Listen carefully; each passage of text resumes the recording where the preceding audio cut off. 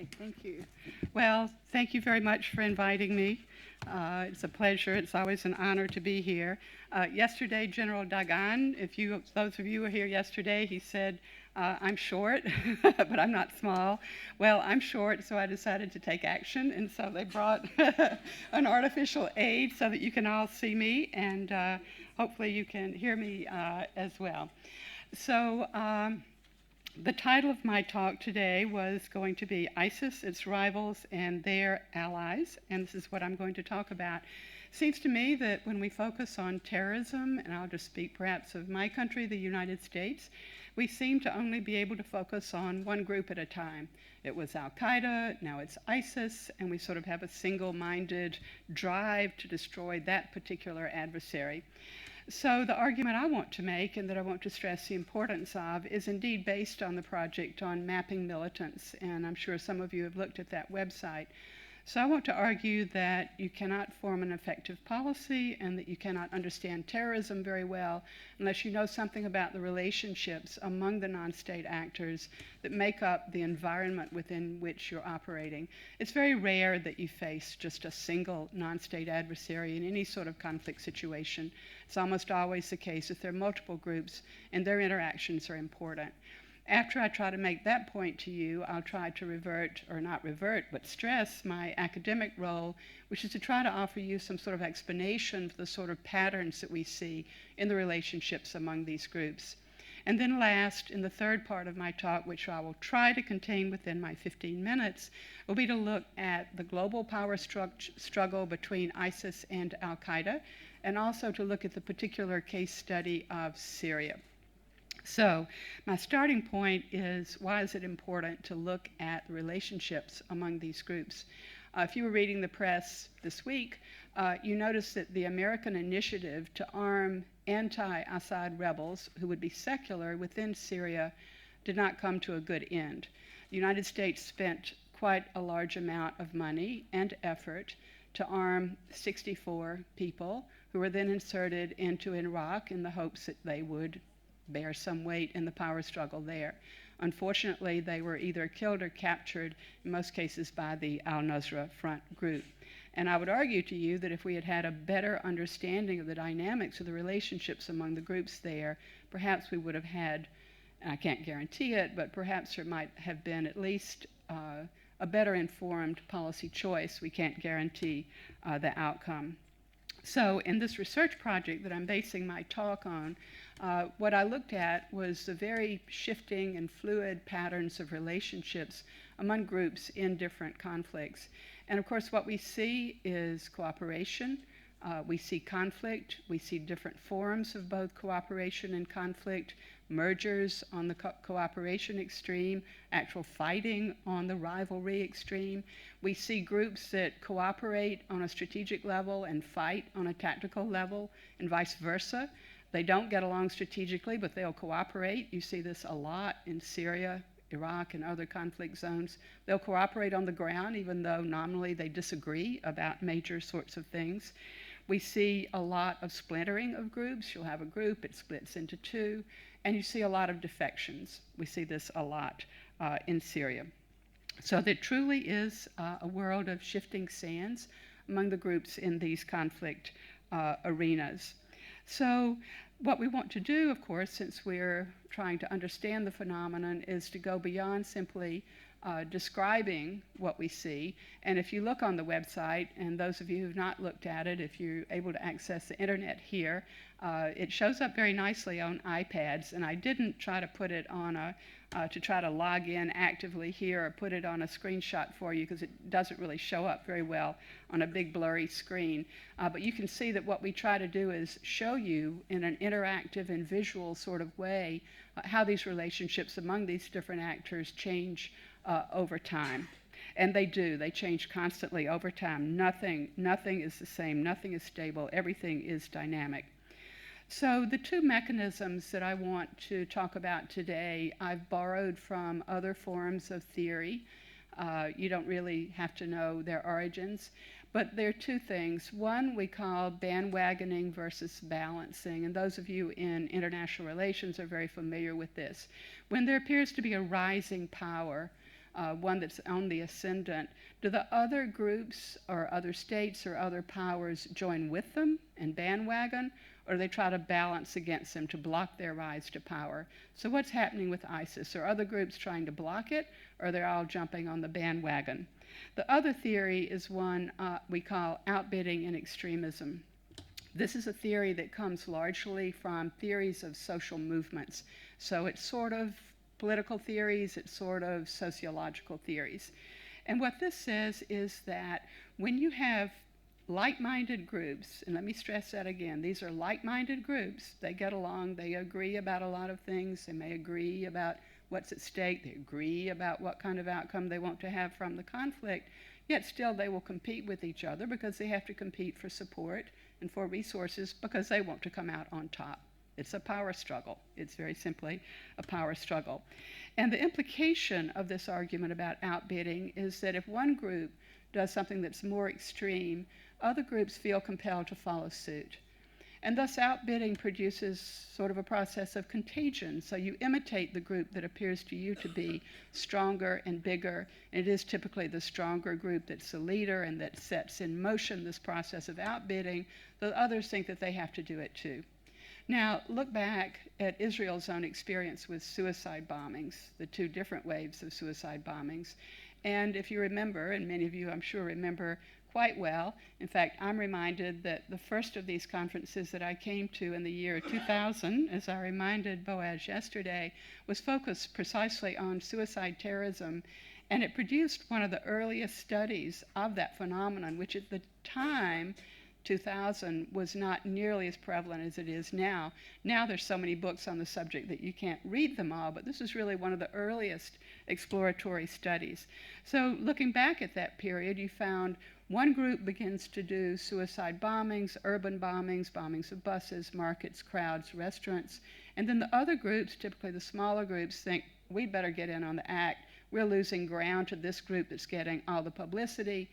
Everybody's flocking to their banner because they appear to be the leader in radicalism and extremism. They are the real revolutionaries. We'd better do it too. And so other groups start jumping into the act. Actually, if you look back earlier and you look at the period of hijackings in the 1970s, you see a similar phenomenon. And even here in Israel, if you look at attacks on schools, in the 1970s, you saw the same thing there. One group, then the next, then the next does this. So are these two phenomena operating both at the global level and in terms of the local conflict in Syria? Rohan Gunaratne earlier today talked about the rivalry between ISIS or Daesh or the Islamic State or whatever we want to call it. It's called ISIL in the United States, perhaps because we don't want to get into the acronym ISIS. I've otherwise not really figured out exactly why.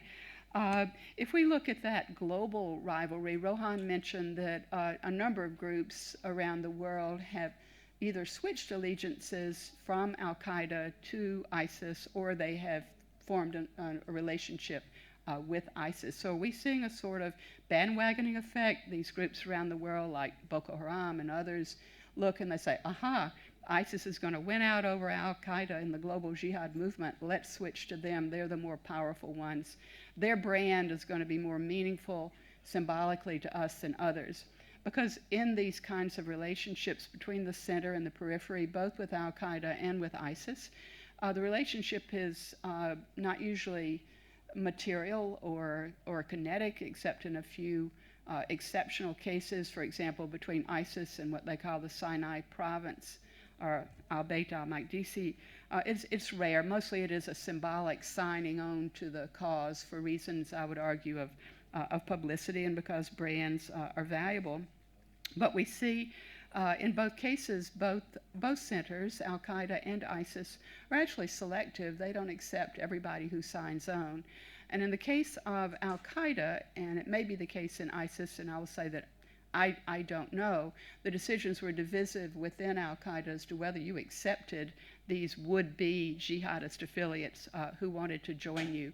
So I would argue that on this international or global jihadist level, there is some bandwagoning, some movement over to from al-Qaeda to ISIS, but I would argue that A lot of this is by minor groups that don't really matter that much in the global jihadist world. And second, that I think it's probably limited. I'm not sure that it's going to go any further.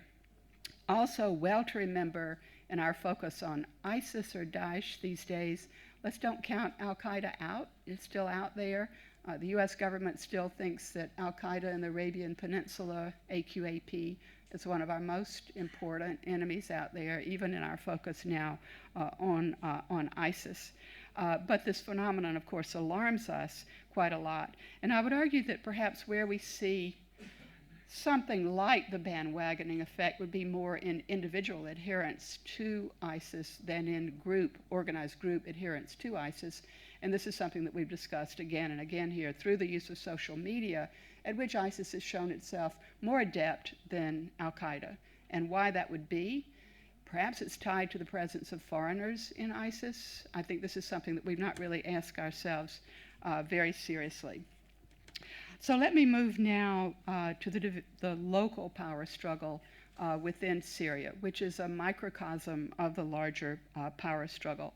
And what we see there, again, reinforced, is that the divide in the Middle East and in general among Muslims is not just between Sunni and Shia.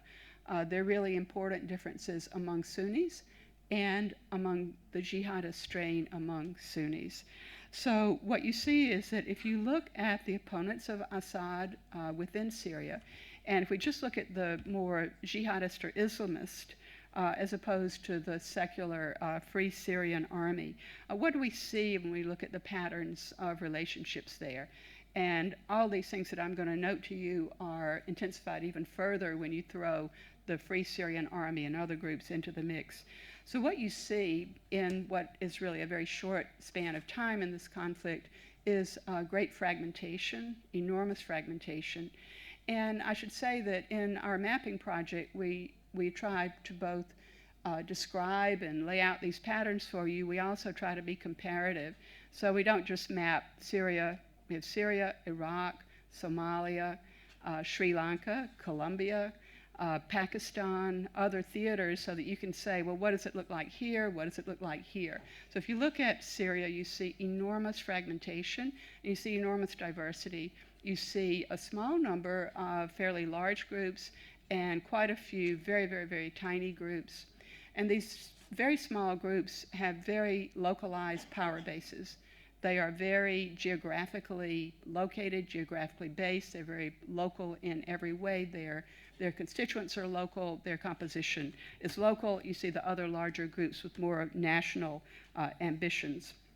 But what we also see in this conflict theater is two other things.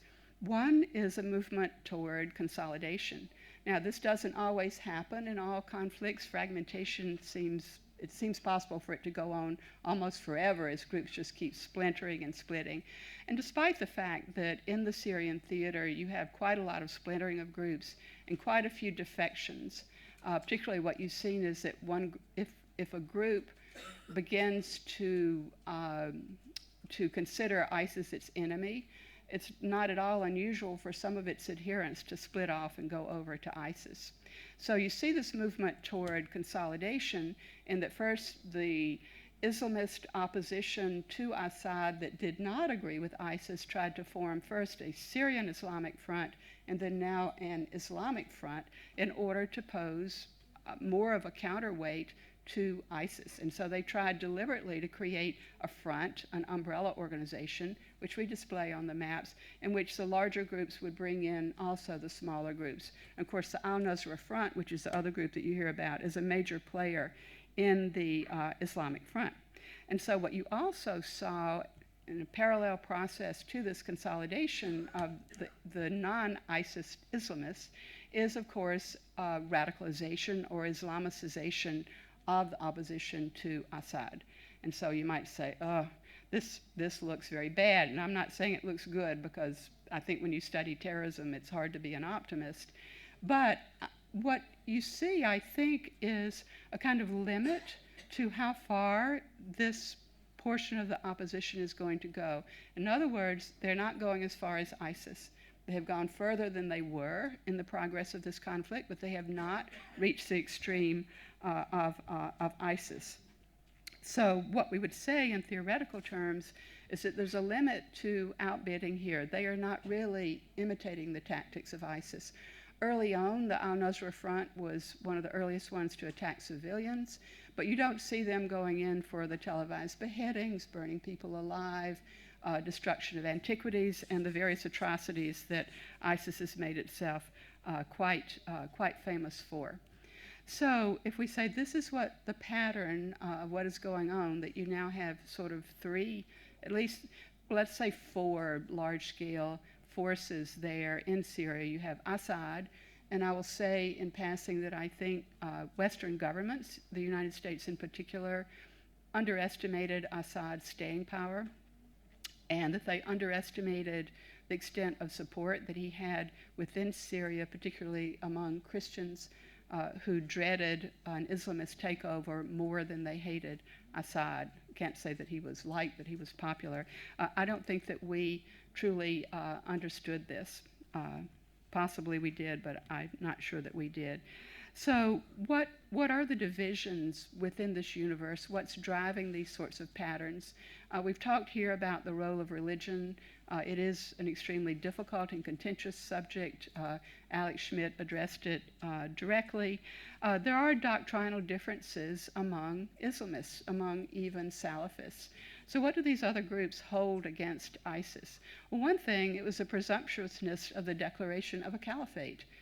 Many groups, many people who share Salafist sorts of ideas about the kind of Islamic society and government they want to have, thought that that was going a bit far to declare a caliphate, and for Abu Bakr al-Baghdadi to declare himself the caliph, no less. And he pretty much did declare himself. They also object to ISIS or Daesh taking it upon itself to declare other jihadists to be infidels and to attack them. So one of the characteristic behaviors of ISIS is to attack and kill the leaders of the other Islamist groups, fellow Islamists, fellow Salafists. They don't take to this very well. And they also criticize ISIS for refusing efforts at mediation and conciliation. In other words, they refuse to unify with other Islamists. They, in effect, want it all for themselves. So that they have a self-aggrandizing, let's even say imperialistic quality that the other Islamist groups do not like at all. But also you see mixed up in this that it's not just it's clearly not just religion unless you get to really finer points. And it's not just doctrine and ideas entirely, although I agree with other speakers that these are very important. They're local power struggles. Now, in the literature on civil war, there tend to be a big argument about is it greed or is it grievance? We've talked here more about grievance, and there is certainly grievance, but there's also greed. There's competition over resources, over smuggling routes, over oil, over people, over control. Part of this is just a typical power struggle over the sorts of things that any other groups in any other conflict would certainly struggle over. Now, one difference that ISIS has and one resource that the other groups don't have and may not want is, of course, the foreign fighters that we have talked about. This does, I'd say, alter their view of the stakes, or at least it alters our view of their view of the stakes, because as an earlier speaker pointed out, I think it was Brian Jenkins this morning, there's a large number of foreign fighters. The al-Nusra Front has not wanted them.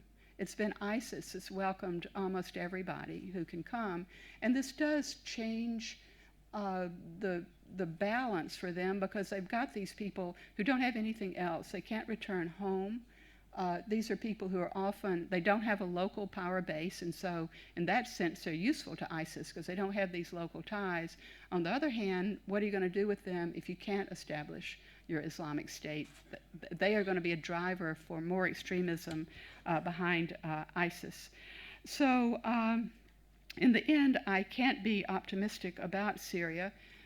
It does look as though there's no resolution in immediate sight. But I think, fortunate or unfortunate, I think the reality is that even if Assad were removed from power, even if ISIS were on the decline, as a number of people here suspect that it might be, and not necessarily because of air power. I agree entirely with the assumption that air power is not going to solve this conflict.